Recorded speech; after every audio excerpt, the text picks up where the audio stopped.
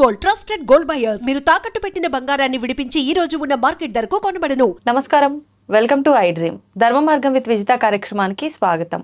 ప్రస్తుతం మనతో పాటు ఉన్నారు ప్రముఖ జ్యోతిష్య వాస్తు పండితులు, లలిత ఉపాసకులు శ్రీ శ్రీ శ్రీ నానాజీ పట్నాయక్ గారు. ఇప్పుడు గురుగారితో మాట్లాడి మరిన్ని విషయాలు తెలుసుకుందాం. నమస్కారం గురుగారు. శ్రీమాత్రే నమః.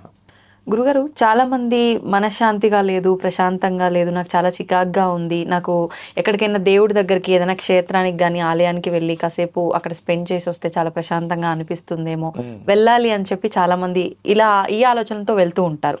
కానీ వెళ్ళి అక్కడ స్పెండ్ చేసిన 1 డేనా 2 డేసా ఆ 1 అవరా అంతవరకు మాత్రమే ప్రశాంతంగా అన్ని మర్చిపోయి ఉంటారు. మళ్ళీ అక్కడి నుంచి వచ్చిన మరుక్షణం సేమ్ ఇవన్నీ రిపీట్ అవుతూ ఉంటాయి. అనుకుంటూ ఉంటారు, ఎందుకు భగవంతుడి సన్నిధిలో ఉన్నంతసేపు అంత ప్రశాంతంగా ఉంది, వచ్చిన తర్వాత మళ్ళీ వెంటనే అవే సమస్యలు, అవే చికాకు, అవే ఆందోళనలు. అదే విధంగా ఉండాలి అంటే మేము ఏమైనా చేసుకోవచ్చా అనుకునే వాళ్ళకి ఏదైనా పరిహారం ఉంటే వివరించండి. తప్పకుండా అండి. దీనికి మీరు చాలా మంచి ప్రశ్న వేశారు. అసలు మనకి ఎందుకు ఏదైనా క్షేత్రానికి వెళ్ళినప్పుడు అలా ప్రశాంతంగా ఉంటుంది, లేదా ఒక ఆలయానికి వెళ్ళినా కూడా మీరు చూడండి, మీ ఇంటి దగ్గర ఏదైనా ఒక ఆలయం ఉంటే అక్కడికి వెళ్ళి అందులో ఒక అరగంట 10 నిమిషాలు ఉన్నంతసేపు ఏదో తెలియని ఒక ప్రశాంతత ఉంటుంది. అవును, బయటికి వచ్చిన కొంతసేపు మళ్ళీ పోతుంది. ఎలా అంటే ఇప్పుడు మనం చూడండి, ఏదైనా ఒక మంచి పుష్పాలు ఉన్నటువంటి దీంట్లోకి వెళ్ళాం, మనం తోటలోకి, మనకు ఆ ఫీల్ తెలుస్తుంది. లేదా బాగా వృక్షాలు ఉన్నటువంటి ఒక ఏరియాలోకి వెళ్ళాం, బలమైనటువంటి ఒక ఆక్సిజన్ మనకి ఎంత బాగుంది ఇక్కడ గాలి అంటూ ఉంటాం. అంటే ఏమిటి, మనకి ఇక్కడ అర్థం చేసుకోవాల్సింది సమ్ ఎనర్జీస్ ఇస్ దేర్. ప్రాంతాన్ని బట్టి మనం కొన్ని ఇళ్ళకి వెళ్ళినప్పుడు అబ్బా ఇక్కడ ఎంతో అంత నెగిటివ్గా ఉంది, నాకు బుద్ధి కావట్లేదు అంటాం. కొన్ని ప్రాంతాలకు వెళ్ళినప్పుడు ఇదంతా ఏంటంటే మన కంటికి కనబడకుండా negative energy and positive energy form అయి ఉంటుంది. ప్రత్యేకంగా తీర్థాలు, క్షేత్రాలు, ఆలయాల లోపల మన మాంసనేత్రానికి కనబడకుండా, ముఖ్యంగా తిరుపతికి వెళ్ళామనుకోండి, ఎంతో ఆహ్లాదంగా ఉంటుంది. అక్కడ ఆ తిరుపతి కొండ మీద ఎంతోమంది మహర్షులు, యక్షులు, గంధర్వులు, సిద్ధులు వీళ్ళందరూ వస్తారు. అక్కడికి వచ్చి వాళ్ళు తీర్థాల్లో స్నానాలు చేసి అక్కడ జపాలు చేసుకుంటూ వెళ్ళిపోతూ మళ్ళీ వస్తూ ఉంటారు. అలాగే ప్రతి క్షేత్రం దగ్గర ఈ భూమికి మీద ఉన్నటువంటి క్షేత్రాల దగ్గరికి వచ్చి దర్శనాలు చేసుకుని వెళ్తూ ఉంటారు. అలాంటిది అంత గొప్పది మన భూమి. అందుకని మనకు అక్కడికి వెళ్ళగానే ఆ ఎనర్జీ మనకు టచ్ అవుతూ ఉంటుంది. ఆలయానికి వెళ్ళినా దేనికి వెళ్ళినా. మరి ఇది అక్కడికి వెళ్ళిన, మీరు అన్నట్టుగా అక్కడికి వెళ్ళిన ఆ కొద్ది రోజులు, ఆ కొద్ది గంటలు ఉంటుంది. మనం ఆ యొక్క అనుభూతిని మనం పూర్తిగా పొందాలంటే ఏం చేయాలి అంటే, మనకు శాస్త్రాల్లో చెప్పినటువంటిది, మీరు చేసే ప్రతి పని కూడా భగవంతుడికి అర్పిస్తున్నట్టు చేస్తే మీరు అక్కడ ఉన్న ఫీలింగ్ కలుగుతుంది. ఇప్పుడు మనం వెళ్తున్నాము, ఆలయానికి వెళ్ళినప్పుడు అక్కడ ఏదో సంథింగ్ భగవంతుడి కోసమనో, భగవంతుడి దీంట్లో ఉంటాం, ఆ ధ్యాసలో ఉంటాం. తిరుపతిలో ఉన్నాము, ఒక ధ్యాసలో ఉంటాం, లేకపోతే శ్రీశైలంలో ఉన్నాము, కాశీలో ఉన్నప్పుడు ఏంటి, అక్కడ ఉన్నామనే ఫీలింగ్ ఎలా ఉంటుందో మనం చేసే ప్రతి పని కూడా ఆయనకి సమర్పిస్తూ చేయమని చెప్తాడు. అలాంటప్పుడు 2 విషయాలు. ఒకటి, మన కోసం చేసుకుంటున్నాం అన్నప్పుడు మనకు అక్కడ ఒక స్వార్థమైనటువంటిది ఉంటుంది, ఇది అవుతుందా అవ్వదు. భగవంతుడి కోసం చేస్తున్నాం అన్నప్పుడు మనకు ఆ ఫీల్ రాదు. ఓకే, అందుకని మీరు కనుక ఇది అలవర్చుకోగలిగితే 100% ఆ ఫీల్ అనేది వచ్చేస్తుంది. ఎక్కడైనా భగవంతుడి కోసం చేస్తున్నాను, భగవంతుడి సంతృప్తి కోసం చేస్తున్నాను, అన్నీ ఆయనకి సమర్పించమని చెప్తాడు శ్రీకృష్ణ పరమాత్మ భగవద్గీతలో. మీరు చేసే ప్రతిదీ కూడా నాకు సమర్పించండి, మీరు పాపానికి గురవ్వరు, మీకు పాపం అంటుకోదు. అంటే మంచి చేసినా చెడు చేసినా ఏది చేసినా మనకు అంటదు. చెడు పనులు చేయకూడదు, మంచి పనులే చేయాలి. తెలిసి తెలియక కూడా ఎన్నో చేస్తుంటాం కదండి. అన్నాన్ని కూడా తనకు సమర్పించాలి. మీరు ఒక పని చేస్తున్నారు, తనకు సమర్పించాలి. ఏ పని చేసాం, పూజ చేశాము, పూజ యొక్క ఫలితాన్ని వదిలేస్తాంగా. అవును, పార్వతీ పరమేశ్వర పాదారవిందులకి సమర్పిస్తూ అని అంటే ఏమిటి, మీరు పూజ చేసినా కూడా అతనికి సమర్పించాలి ఆ యొక్క ఫలితాన్ని. అలా ప్రతి దాని యొక్క ఫలితాన్ని తనకి ఇచ్చేస్తూ పోతుంటే అప్పుడు ఏమవుతుందంటే మీకు పాపం అనేటువంటిది అంటదు. ఈ ఫీల్ ఖచ్చితంగా మీరు క్షేత్రంలో ఉంటే ఎటువంటి ఫీల్ వచ్చిందో 100% వస్తుంది, అందులో డౌట్ ఏం లేదు. అయితే ఇప్పుడు మీరు చెప్పినట్టుగా ప్రతి ఒక్కరూ అలా భగవంతుడికే సమర్పిస్తున్నా, ఇది నాది కాదు, ఏం చేసినా ఆయనకనే భావనలో ఉండటం చాలా కష్టం, అందరికీ సాధ్యపడదు. ఇప్పుడు ప్రతి ఒక్కరికి ఏదైనా కూడా ఈజీగా అయిపోవాలి. అవును. ఏదైనా పని చేసామా దానివల్ల వెంటనే ఆ ఫలితం రావాలి, ఏదైనా మంత్రం చదివామా దాని వెంటనే ఫలితం రావాలి. అలా అంటే మనం ఇక్కడ ఇంట్లోనే కూర్చొని ఏదైనా మంత్రం కానీ జపం కానీ అట్లా చేసుకుంటే కూడా తరచూ చేసుకుంటే ఆ ఫలితము ఆ ఫీలింగ్ అనేది అలా ఉండిపోయే అవకాశం ఉంటుందా? వస్తుంది. ఎప్పుడంటే మీరు దాంట్లో ఆస్వాదించినప్పుడు పూజ ఒకటే కాదు, మీరు ఏ పని చేస్తున్నా ఆస్వాదించడం నేర్చుకోవాలి. మాట్లాడుతున్నాము, లేకపోతే ఒక టీయో కాఫీయో తాగుతున్నాము, ఒక వంట చేస్తున్నాము పిల్లవాడికి అంటే అది ఇష్టంగా చేసినప్పుడు ఆనందంగా, ఇప్పుడు పిల్లవాడికి తల్లి తినిపిస్తూ ఉంటుంది, ఎంతో ఆనందపడుతూ ఉంటుంది, వాడు ఒక ముద్ద తినకపోతే బాధపడుతూ ఉంటుంది. అంటే ఏమిటి, మీరు ఆస్వాదించట్లేదు. మీరు చేసే ప్రతి పని ఎప్పుడైతే ఆస్వాదించట్లేదో మనము దాన్ని ఎంజాయ్ చేయలేము. ఎప్పుడైతే ఎంజాయ్ చేయలేమో మనకు అది విసిగి వస్తుంది, బోరు కొడుతుంది, అబ్బాయి ఏదో పని చేస్తున్నాం అనే ఫీలింగ్ వస్తుంది. ఆస్వాదిస్తే ఇప్పుడు ఒక కామెడీ మూవీకి వెళ్తాం, లేకపోతే కామెడీ చూస్తాం, మనం దాన్ని ఆనందపడతాం చూసి. ఆనందపడ్డందుకు మనం ఎక్కువ కామెడీ సీన్స్ చూస్తూ ఉంటాం, నవ్వుకుంటూ ఉంటాం, ఆనందపడుతూ ఉంటాం. అలా ప్రతి పనిలో కూడా మీరు అలా చేయాలంటున్నా నేను. ఇప్పుడు ఆటోమేటిక్గా మీకు బాగుంటుంది. ఎప్పుడైతే ఆ దాన్ని మనం ఆస్వాదిస్తూ చేస్తామో అది ఆటోమేటిక్గా బాగుంటుంది. మీకు ఆస్వాదిస్తూ భగవంతుడు సమర్పించు చేయండి. అది ప్రాక్టీస్ మీద వస్తుంది. ఇప్పుడు శ్రీకృష్ణ పరమాత్మ ఏం చెప్తారంటే ఏది అంత సులభం కాదు, కానీ సాధన చేయాలి, దాని మీద మీరు ప్రాక్టీస్ చేయాలి. ప్రాక్టీస్ చేస్తేనే వస్తుంది. మనం ఇంగ్లీష్ నేర్చుకోవాలి, ఏం చేస్తాం, ప్రాక్టీస్ చేస్తాం. నలుగురితో మాట్లాడడం, వర్బ్స్ ఏంటి, టర్మ్స్ ఏంటి, ఇవన్నీ నేర్చుకుంటాం కదా. సెన్సెస్ ఏంటి, పాస్ట్ టెన్సా, టెన్సెస్ ఏంటి, పాస్ట్ టెన్సా, ఫ్యూచర్ టెన్సా, లేకపోతే ఏ టెన్సెస్ ఏంటి, ఏది ఎట్లా వాడాలి, ఇవన్నీ తెలుసుకుంటుంటాం కాబట్టి అంతే.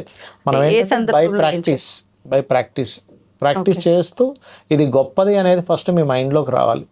ఇలా ఉంటే నేను చాలా ప్రశాంతంగా ఉండగలను, ప్రతిదీ ఆస్వాదిస్తూ ప్రతిదీ భగవంతుడికి సమర్పించుకుంటూ ఉన్నట్లయితే నేను ఖచ్చితంగా ప్రశాంతంగా ఉండగలను. మీకు ఎప్పుడైతే వస్తుందో, మైండ్ నమ్ముతుందో, మీరు చేసి చూడండి, తెలుస్తుంది. ఖచ్చితంగా బాగుంటుంది. ఇంకా అందులో సందేహం కానీ ఏం లేదు. కాకపోతే కొంతమందికి ఒక 1 వీక్ 10 డేస్లు పడతాయి, ఇంకొంతమందికి 1 మంత్ పడుతుంది, ఇంకొంతమందికి 3 మంత్స్ పడుతుంది. మర్చిపోతుంటాడు ఎప్పటికప్పుడు. ఎందుకు మర్చిపోతాడంటే ఇతనికి ఉన్నటువంటి సమస్యలు ఏవైతే ఉన్నాయో మైండ్లో తిరుగుతూ ఉంటాయి, ఆ సమస్యల వైపు వెళ్ళిపోతుంది.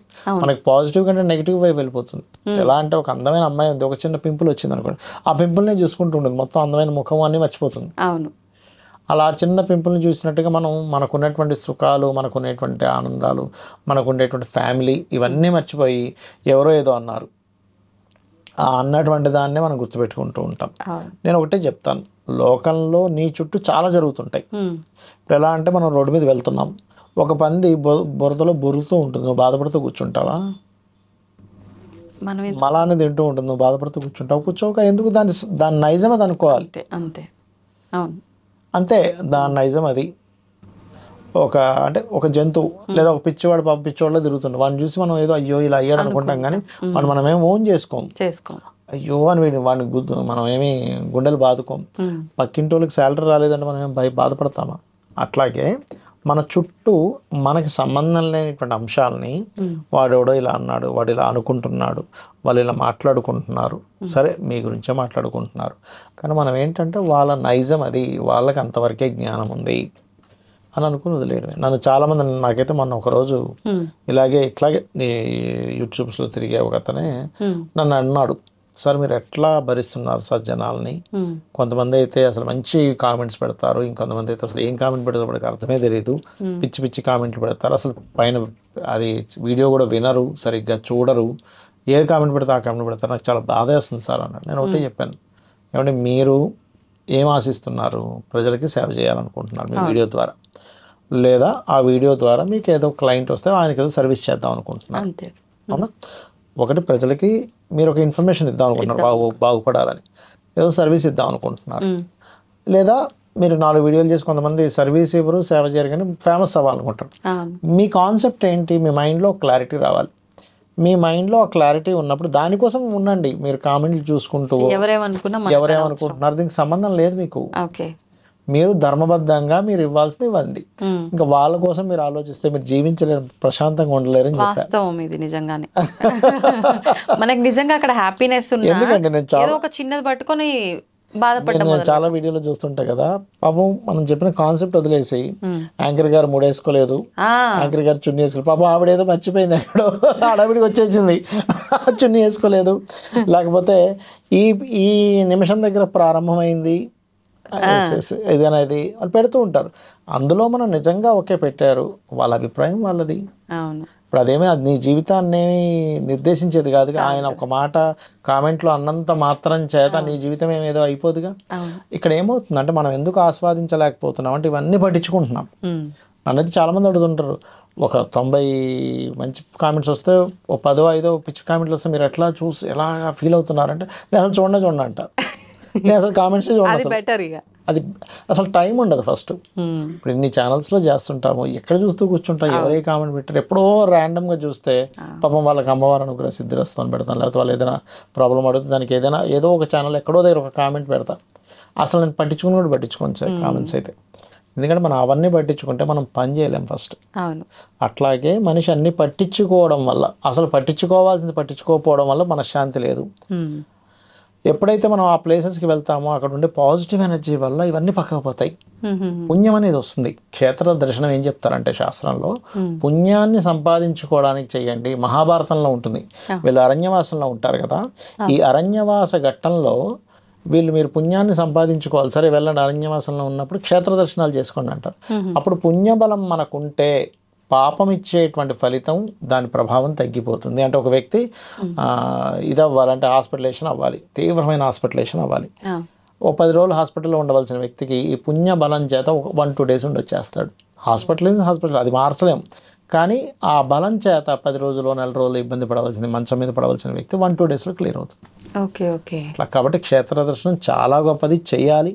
ప్రతి ఒక్కరూ ప్రతి క్షేత్రాన్ని దర్శించుకోవాలి ఖాళీగా ఉన్నప్పుడల్లా కూడా. మీరు కొంతమంది విజిట్కి వెళ్తున్నారు కూడా, ఇంకేదైనా అనుకోండి, కానీ వెళ్ళి భక్తి శ్రద్ధలతో ఫ్యామిలీతో ఎంజాయ్ చేస్తారు, ఏదైనా అనుకోండి, తప్పలేదు. రెగ్యులర్గా వెళ్ళటం వల్ల ఖచ్చితంగా ఆలోచనల్లో మార్పు కూడా వస్తుంది. ఇంకోటి చాలా మంది రిలీఫ్ కోసం వెళ్తుంటారు. ఒక అతనైతే చూసా, ప్రతి నెల వెళ్ళిపోతాడు తిరుపతి.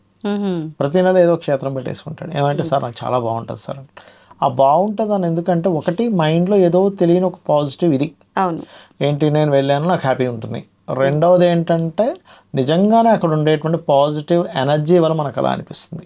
ఆ ఫీల్ ని వాళ్ళు ఎంజాయ్ చేయగలిగారు కాబట్టి రిపీటెడ్ గా వెళ్ళగలరు. అక్కడ భగవంతుడు ఉన్నాడు. ఇప్పుడు తిరుపతికి వెళ్తాము, లోపలికి వెళ్ళగానే మనం అందరి టెన్షన్ అయిపోద్ది. అవును, బాడీ మనసు బుద్ధి అన్ని ఒకటేసారి అటెన్షన్లో దాన్నే చూస్తాం. ఎందుకంటే అక్కడ నిజంగానే వెంకటేశ్వర స్వామి స్వయంభూ అంటారు. అంటే అలా 2 అడుగులు వెనకేసి అలా శిలైపోయాడు. సో అందుకని ఆ యొక్క విగ్రహానికి ఆ శక్తి ఉంటుంది. స్వయంభూ కాబట్టి మన ఫీల్ అంతా కూడా అక్కడ అట్రాక్ట్ అయిపోతుంది. మనం వేరే క్షేత్రాలకు వెళ్తే అలా అనిపించదు. పెద్ద మంచి క్షేత్రాలు ఉంటాయి, అక్కడికి వెళ్ళినప్పుడు ఇలా జరుగుతుంది. చిన్న మామూలుగా మనకి ఇంటి దగ్గర ఉండే టెంపుల్స్లో అంత ఫీల్ రాదు, ఎందుకంటే అవి స్వయంభూలు కాదు. స్వయంభూ ఉంటుంది, ఋషి స్థాపించడం ఉంటుంది, మనుషులు స్థాపించడం ఉంటాయి. అట్లా రకరకాల ఒక్కొక్క దానికి ఒక్కొక్క ఎనర్జీ ఫీల్డ్ ఉంటుంది. ఇన్ని కిలోమీటర్లు దాని యొక్క ఎనర్జీ రావాలి. అరుణాచలం వెళ్తాం, అది దాదాపుగా 20-30 కిలోమీటర్లు దాని ఎనర్జీ ఫీల్డ్ ఉంటుంది. అందుకే మనం అక్కడ దగ్గరలోకి వెళ్తే మనకు ఆ ఫీల్ తెలుస్తూ ఉంటుంది. అరుణాచల గిరి ప్రదక్షిణ ఇప్పుడు ఏం చేశారా మీరు?